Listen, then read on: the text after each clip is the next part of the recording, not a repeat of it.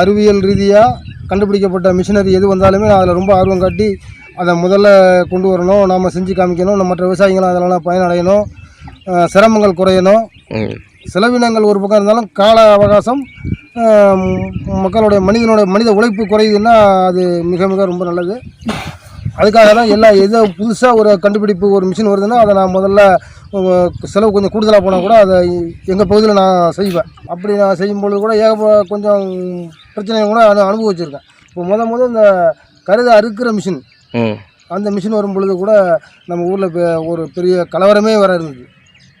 நீங்கள் எப்படி கையால் அறுக்கிறவங்கலாம் எங்களுக்கு கூலி போகுது, எங்களுக்கு கூலி மெனக்கெடுது, கூலி குறையுது, கூலி வேலை இல்லாமல் போகுது அப்படின்னு சொல்லி மிஷினெல்லாம் சேர்க்கணும் அப்படின்னு ஊரே திரண்டு கூட எங்கள் வயலில் மறிக்கிறதுக்குலாம் வந்தாங்க.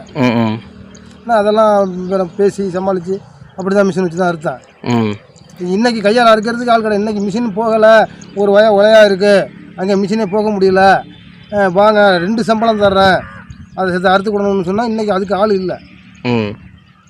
அதே மாதிரி தான் இப்போ இந்த உரமும் போக்குவரத்து எல்லாமே அது மாதிரி இப்போ புதுசாக வந்துக்கிட்டு இருக்கு. இந்த கெமிக்கல் ரசாயன உரம் நிறையா வந்துக்கிட்டு இருக்குது. ஒவ்வொரு வருஷமும் புதுசாக ஒவ்வொரு கெமிக்கல் வந்துக்கிட்டு தான் இருக்குது, கண்டுபிடிச்சிக்கிட்டு தான் இருக்கிறாங்க, கொடுத்துக்கிட்டு தான் இருக்காங்க. அதுலலாம் இந்த மாதிரி மனிதனுக்கு மறைமுக அழிவும் மற்றபடி உடல் சார்ந்த நோய் வர்றதுக்கு வாய்ப்பு இந்த மாதிரியான வழிவகையும் வகுக்குது. அது கண்கூட தெரிஞ்சு இருந்து அதை நாம் செய்ய வேண்டிய கட்டாயத்தில் இருக்கிறோம்.